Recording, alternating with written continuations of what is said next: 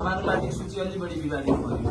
यो जुन समानुपातिकको मर्म भावना हो त्योभन्दा विपरीत खालको नाम अलि बढी एलिटहरू नै आए जो चाहिँ प्रत्यक्ष लड्न सक्थे भन्ने छ। अलि बढी आलोचना भयो, यसको जवाफ दिएर सुरु गरौँ। एउटा कुरा त यो पछिल्लो परिस्थिति जुन राजनीतिक घटनाक्रमहरू भए र विशेष गरेर नयाँ हामी नयाँ भनौँ चाहिँ जसरी एक ठाउँमा उभिएर जाने भन्ने हाम्रो निर्णय अलिकति छोटो समयमा भयो, त्यसले हामीलाई अलिकति तयारीमा हाम्रो समय नपुगेको जरुर हो। र हामीले के पनि भनेको छौँ भने अहिले सार्वजनिक चासोमा आउनुभन्दा अगाडि नै हामीले यो चाहिँ रिभ्यू गर्ने टाइम हुन्छ भन्ने कुरालाई मध्यनजर राख्दै अहिले चाहिँ किनभने तपाईँले थाहा पाउनु कुलमानजीसँग त हामीले 11th आवरमा गरे भने त उता सूची बुझाउनु छ, यता हामी सहमति गर्दै थियौँ। यी विभिन्न कारणहरूले गर्दा हामीले चाहिँ त्यहाँ केही समस्या भयो भने हामी हेर्न सकौँला भनेर हामीले भनेकै छौँ।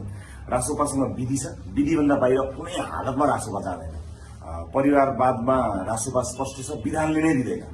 प्रथम कदाचित यी सबै विधिहरू नागेर कोही चाहिँ जानु नै भएछ भने पनि राइट टु रिकलको व्यवस्था रासोपाको विधानले गरेको छ। त्यो अभ्यास हामीले अघिल्लो प्रतिनिधि सभामा गरेकै हो।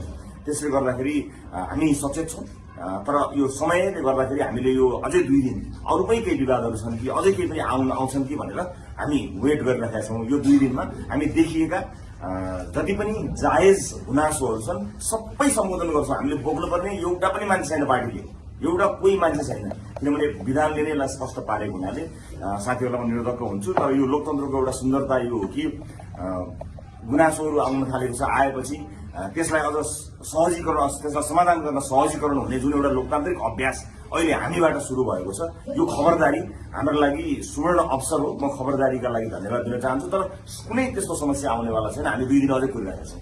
जस्तो अब क्रम संख्या त सच्याउनु होला, नाम नै अब त्यस्तो पनि छ। तपाईँहरूले रोज्दाखेरि नि अलि बढी चर्चामा रहेका अलि बढी धनाढ्य भएका पात्रहरू रोजेको देखियो त्यसमा, किन त्यस्तो भयो?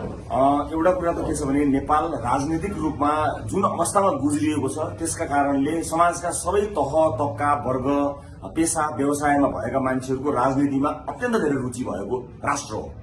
किनभने जुन किसिमको राजनीति हाम्रो देशमा चल्यो त्यसले राजनीति नगर्ने मान्छेलाई पनि जुर्मुराएको हो। अन्य देशमा चाहिँ के हुन्छ भने विभिन्न पेसा व्यवसायका विशेष गरी विभिन्न सामाजिक रूपमा अन्य पेसा व्यवसायबाट प्रतिष्ठा कमाएका साथीहरूको पनि आगमन नहुने त होइन।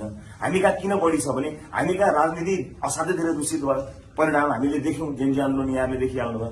त्यसैले गर्दा राजनीतिक रूपमा सचेत साथीहरू, कोही कलाकार हुनुहुन्थ्यो होला, कोही मोडल हुनुहुन्थ्यो होला, कोही पर्वतारोही हुनुहुन्छ होला, कोही खेलाडी हुनुहुन्छ होला, कोही पत्रकार हुनुहुन्छ होला। स्वाभाविक रूपमा मुलुकको चिन्ताले गर्दा यो अलिकति संक्रमण